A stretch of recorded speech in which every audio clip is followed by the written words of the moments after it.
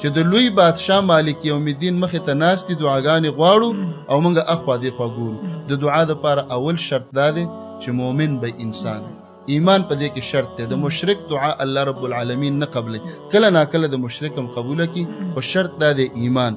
دویم شرط د هغې دپاره اساسي شرط دا دی چې حلاله وخورو.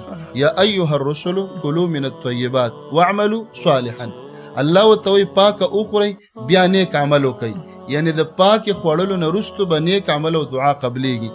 کم انسان چې په خېټه کې حرام پراته وي دا دې د ځان سره ولیکي چې 50 کاله او 100 کاله دی یو دعا وکړي الله به قبول نه کړي چې په خېټه کې حرام پراته.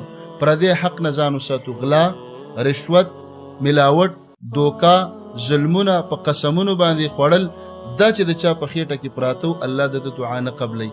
بل د دې دپاره شرط د قبلېدلو دا دی د دعا دپاره چې د دعا وختونه معلوم، د هر څه دپاره بعضې